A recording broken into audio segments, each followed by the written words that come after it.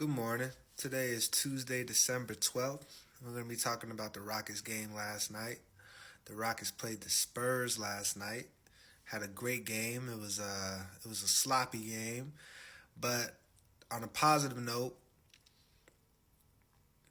we wouldn't have won that game last year.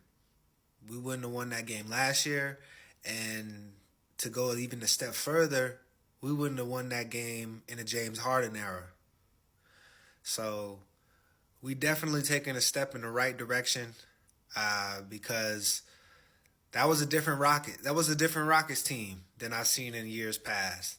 So kudos to the Rockets coaching staff for that. Kudos to the guys.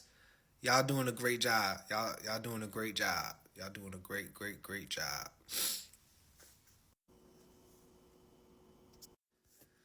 Another thing that I challenge the Rockets this year, we got to practice, getting into the chest of the rim defenders. Wemby had 5 blocks yesterday, and shout out to Wembyama, man. That guy is a hell of a player, hell of a competitor. Because I said that we got to dunk on him, and shout out to Jabari. He got something on him, but it really didn't count to me. That wasn't really a dunk on Wemby. I mean, Wemby got one on us. He definitely dunked on Şengün. Şengün waited, contested, but Wemby got you. And shout out to Wembyama for that, because he definitely put somebody in the rim yesterday, and it was crazy. But we ended up getting a win, so that's good. That's good. At least he didn't get 2 things to brag on. But Wembanyama definitely did get that dunk on Şengün. But we definitely got to practice the entire year on getting into the chest of the rim defenders. Ball fake Şengün. Ball fakes, getting them up in the air, and getting to the free throw line. That's going to be critical. That's going to be critical, because most teams only have one rim defender. So if we can definitely get that first rim defender in foul trouble, I'm telling you, the game will come a lot easier. So get into the chest of the rim defenders and definitely get them into foul trouble and do the best that we can. And when that rim defender on any team, not just Wembanyama, when they're getting a lot of blocks on us, we got to continue going to the rim. We can't be deterred. We can't be scared to go to the rim, man. We got to get that person into free throw trouble. We can't just become a 3-point shooting team, because then that's what happens when the 3-pointer isn't falling. Our offense just goes by the wayside. So continue to get to the rim, continue to get easier shots. And you'll see that the game starts opening up for us, guys. We'll see that the game start opening up. Shout out to Jeff Green too, by the way. Jeff Green, you did a great job of getting into the chest of the rim defenders. You did a great job of getting Wembanyama into foul trouble early. So shout out Jeff Green on that. And finally, game ball goes to Tari Eason. Boy, he played a hell of a game yesterday, man.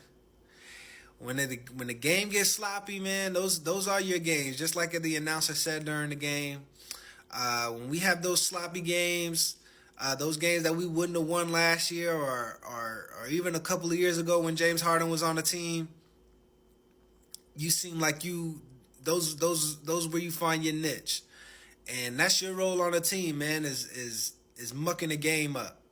So definitely do a great job, man. Tari Eason, game ball. You won us that game last night, man. Side note, I definitely want to talk about football for a second. As far as the MVP race, I want to talk about the 3 people that I think that are in the MVP race, and who the MVP race is centered around. Right now, I think the MVP race for football is centered around 3 people: Dak Prescott, Tyreek Hill, and C.J. Stroud. It's a 3-man race for the MVP. Right now, I think Dak Prescott is in the forefront. He's winning it. Tyreek Hill, what you could do in order to get that going, man. If you get first or second seed in the AFC and you get a lot of touchdowns this year, I think you could definitely win it. Dak Prescott, if you continue what you're doing and you get a first round bye, I think you could definitely get the MVP. Which that's why I say he's the closest, because the Cowboys are definitely close to getting that first round bye. And CJ Stroud, if y'all get into the playoffs this year, after drafting last year, number 2 overall last year, I definitely think that you would be a strong consideration for that MVP award. So it's a 3-man race right now.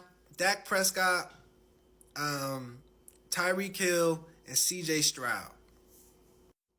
Back to the NBA. I want to talk about Klay Thompson. Klay, I know I've been harsh on you, man. Harsh on you. So you're getting a lot of slack in the media right now. To be honest with you, I think it's time for the Warriors to move on. But you're a Hall of Famer. Nobody can take that from you. You got 4 rings. Nobody can take that from you.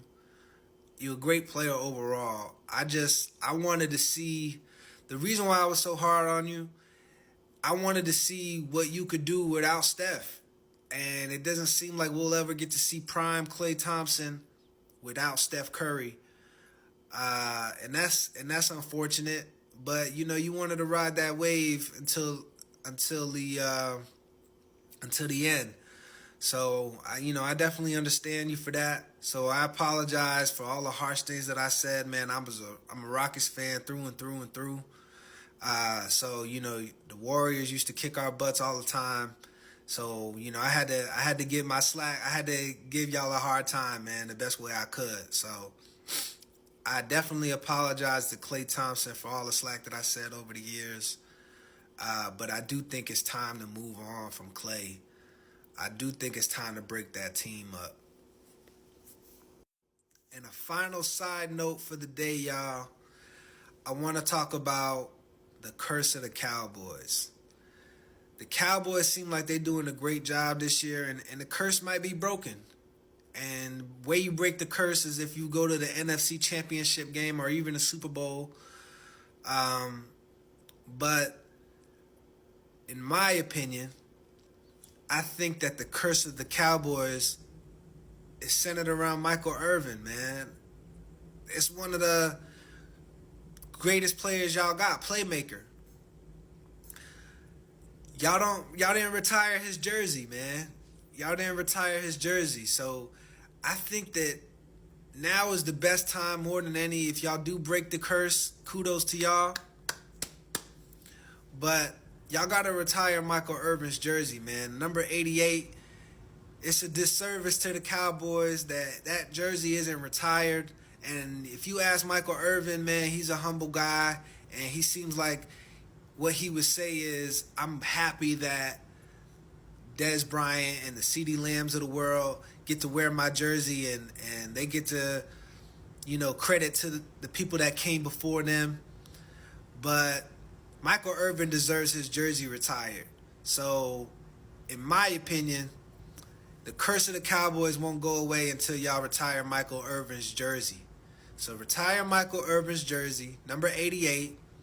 Make CeeDee Lamb wear another jersey. I'm sure that he wouldn't mind. And yeah, definitely retire Michael Irvin's jersey, man. Retire that jersey. And then I think that the Cowboys' curse will be over. But if y'all do lose this year in a horrible and burnout fashion, I'm going to come back and say that the curse continues. It's been 11 years now since the curse has been going on. So definitely retire Michael Irvin's jersey if y'all want that curse to stop.